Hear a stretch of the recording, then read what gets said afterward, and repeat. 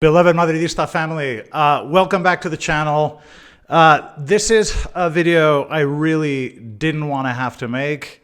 I really didn't want to, but I really feel I have no choice.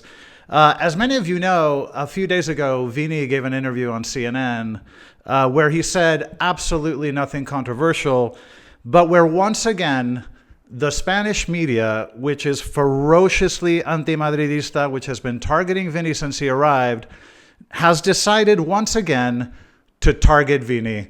They have deliberately put words in his mouth that he never said, and they have deliberately omitted words that he did say. And we're going to look at those words.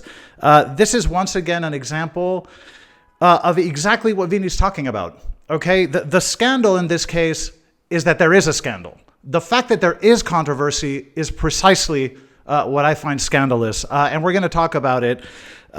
Even the mayor of Madrid got involved, which is incredible. He's asking Vini to apologize for something he didn't say. But listen, before I get started, for those of you that think, oh, well, you know, who's this American-sounding guy? No. It is true that I have one of these, but it's also true that I have one of these, okay? I am a Spaniard, born to a Spanish father and a Spanish mother.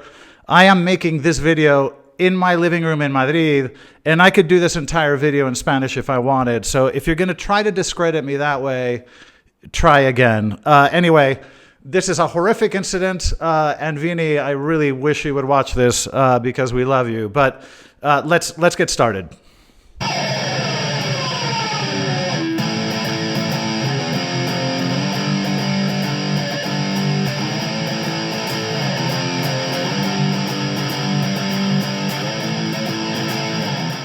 All right, Madridistas, welcome back. All right, let's talk about this Vini interview that has gotten so much attention.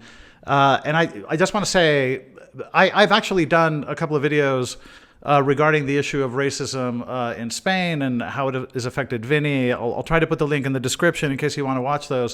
So it's not the first time I address this issue. But let's get serious about what happened here, okay?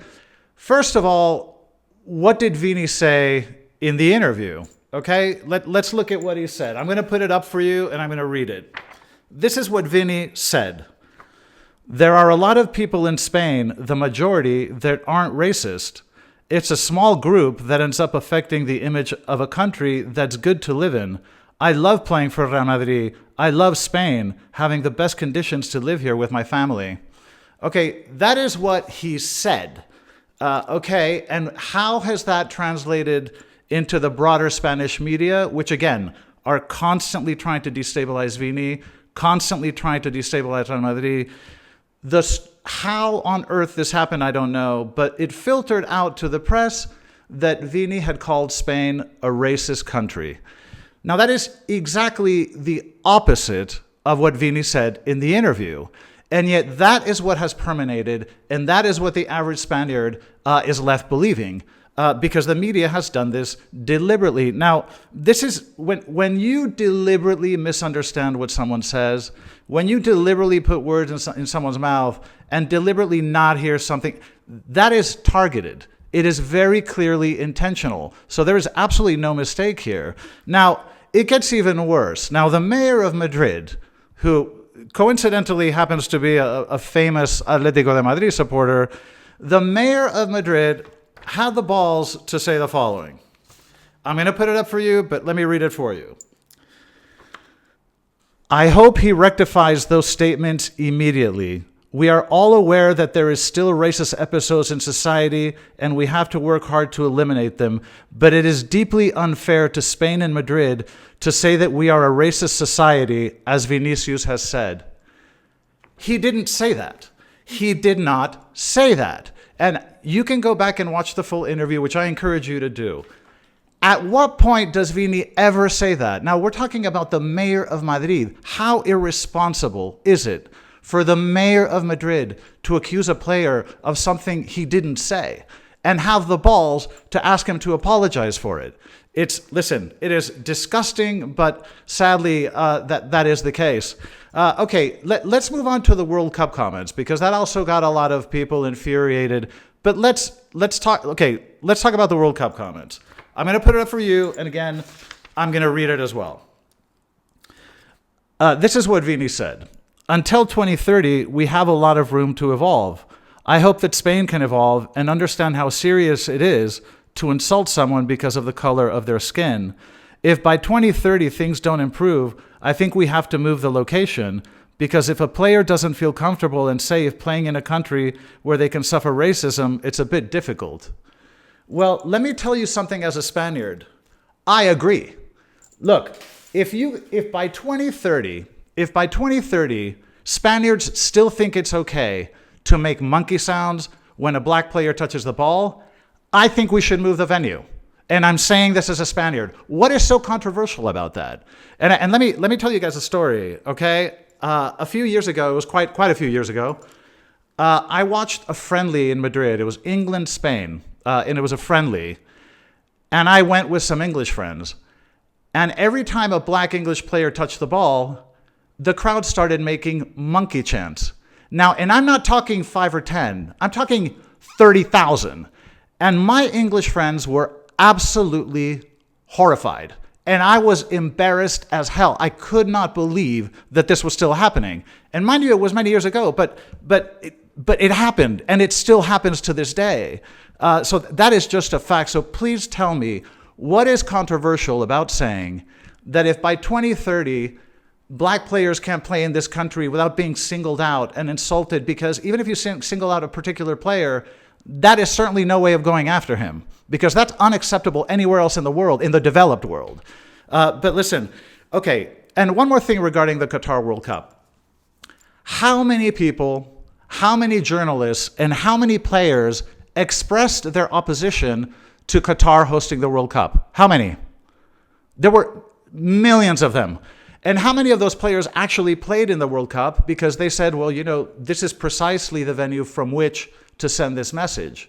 So what is wrong with Vini expressing his objection to these things? There's absolutely nothing wrong with it. And I tell you, I agree with him 100% as a Spaniard who lives in Spain.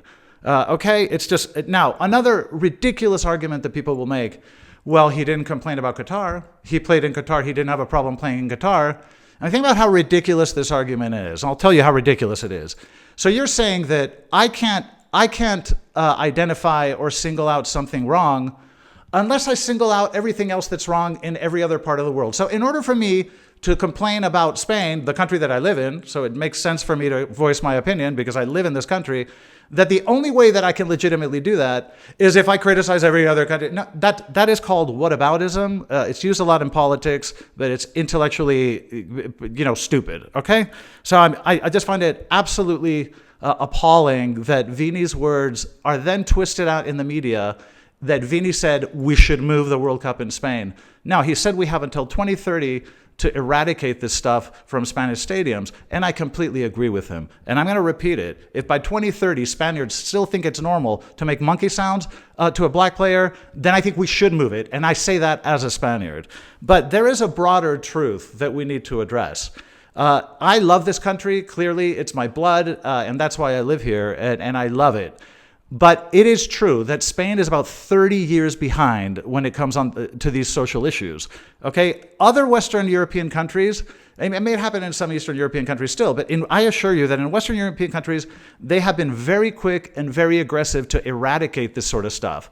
But in Spain, it still happens. And the sad truth is that there has been a permissiveness about this stuff in Spain that has outlived any other European country. And that is a fact, that Spain, when it comes to these issues, is living in the Stone Age. So I don't disagree with Vini. So that, unfortunately, it is the truth. And it's funny because the fact that all of this was twisted and this became a controversy when you don't say anything controversial is precisely what Vini is talking about. Even the journalist at CNN that did the interview, even that journalist came out on social media and said, shit, now I see what Vini means. This is insane. Now I see what he means. This is a reality and a fact. I've addressed it in other videos, and I felt the need to address it again today. So look, this is not a political channel. I don't care. I believe in free speech and all that, but we're talking about sort of just very basic social sensitivities in public arenas. I mean, this is a pretty low bar, but I felt the need to mention this, and all I can say, Vini, We love you, Vini. Você tem razão. Fala, rapaz. Fala, bala, joga o futebol. Você é o melhor. Vini, we love you. And ignore the media and ignore these assholes, because there will always be people like me that will stand up for you. Okay? We love you, Vini. All right. Sorry I had to share this with you guys, but I thought it was important. I'll see you guys in the next video. We can talk about injuries in the squad, etc. But I had to get this off my chest. As always, thanks for following me. Love you guys. And Ana Madrid.